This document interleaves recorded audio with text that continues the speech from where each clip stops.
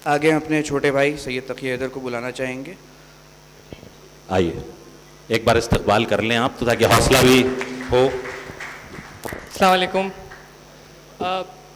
भैया ने तो बहुत अच्छी अच्छी बातें करी, हमसे इतनी अच्छी करी नहीं जाती हैं, तो इससे बेटर है कि हम आपको नवेद सबा के बारे में कहानी सुनाएंगे कि नवेद सबा बनी कैसे। नवेद सबा मेरे घर के हर उर्दू अखबार के ऊपर लिखी गई है। वो ये अम्मा की सब्ज़ी वाली लिस्ट जो होती है ना, वो जो अब्बा लिखते थे तो उसके नीचे भी 2-3 शेर लिख दिए जाते थे। तो एक बार मम्मी का ये कहना हुआ कि जो आप ये चिट पे लिखा करते हैं, ये किताब किस दिन बनेगी।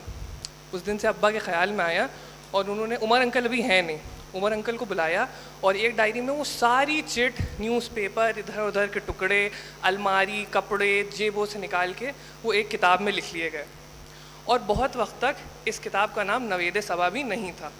इस किताब का नाम सबा था क्योंकि हमारी अम्मी का निकनेम है सबा और उनके नाम पे किताब रखी गई थी। उसके बाद हमारी नानी ने इसमें सजेशन दिया कि सिर्फ सबा नहीं अच्छा लगता, नवेद सबा कर लिया जाए। ऐसे जाके इस किताब का नाम नवेद सबा पड़ा। तो नवेद सबा जो किताब अपने हाथ में देखते हैं, इसके पीछे बहुत सारी कहानी है। इवन अगर इसका कवर पेज भी लें, जो कवर पेज पे इसके फ़ोटो बनी हुई है, ये फ़ोटो हमारे ददियाल की है। ये ऐसे ही एक दोपहर में खींची हुई फ़ोटो है मेरी, जो हमको कभी नहीं पता था कि ये कवर बन जाएगी, हालांकि अब बन गई। और जैसे कि अभी सब लोग बता रहे थे ना कि पापा ने सबसे अलग अलग कहा था कि मेरी किताब छपवा देना, ये मेरे सामने हुआ था। मेरा उर्दू का एग्ज़ाम चल रहा था जो कि ऑनलाइन था, तो अब्बा ऑफकोर्स बगल में बैठे हुए थे और अब्बा को उस रात कोई ख्वाब आया था। तो उन्होंने शकील चचा को फ़ोन करके ये कहा था कि हमको एक ख्वाब आया है, मेरी किताब छपवा देना।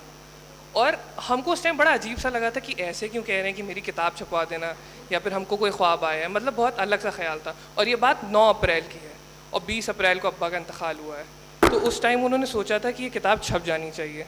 तब से चल रहा था इस किताब का सिलसिला और अब आप लोगों के हाथों में आई है इतने वक्त बाद, जो कि बहुत अच्छी बात है। इसके पीछे जैसे अभी भैया ने भी कहा था, शकील चचा, वासिफ बड़े अब्बा, सूफ़ी साहब, इस कमरे में जो लोग बैठे हैं ना, सबका थोड़ा बहुत, पीछे हाफिज़ सलाउद्दीन भी आ गए, उनकी भी इस्लाह, हर इंसान का थोड़ा बहुत छोटा मोटा फीडबैक, ज़रा लिखा हुआ, एडवाइस किया हुआ।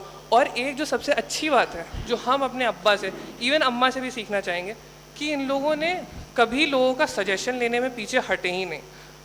वासिफ बड़ब्बा कहाँ हैं? वासिफ बड़ब्बा ने मेरे सामने पापा को इतना हड़काया है किताब के एक चीज़ के लिए, ये शेर सही नहीं है, तुम इमला लिखा करो, तुम्हारी स्पेलिंग नहीं सही होती, इतनी सारी चीज़ें कहीं। लेकिन पापा ने हमेशा सर झुका के हाँ भाईजान, जी भाईजान करके उन्होंने इस किताब को पूरा किया।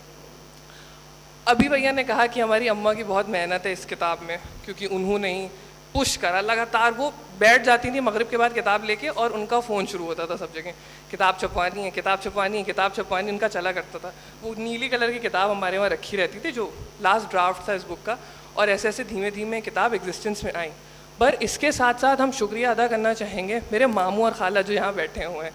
अगर इन्होंने हम लोग को ताकत नहीं दी होती उस वक्त, तो शायद हम लोग कुछ काम नहीं कर पाते। हम लोग सिर्फ अपने बिस्तरों पे पड़े रहते, पंखा देखते रहते, सोचते रहते ज़िंदगी कितनी ख़राब है। बट मेरे खाला मामू, उधर तरफ मेरी खाला बैठी हुई हैं, आप लोग मुड़ के देख सकते हैं पीले दुपट्टे में, और वो मेरे मामू खड़े हैं पीछे पिंक शर्ट में। इन लोगों ने हम लोग को ताकत दी तो जाके किताब आ पाई है। तो अगर इस किताब को आप पढ़ते हैं ना, तो ये किताब सिर्फ सैयद मेहताब हैदर की मेहनत नहीं है, ये किताब हर एक इंसान की है जो इस कमरे में बैठा हुआ है, जिसने छोटा बड़ा कुछ भी इसमें मदद करी है। शुक्रिया।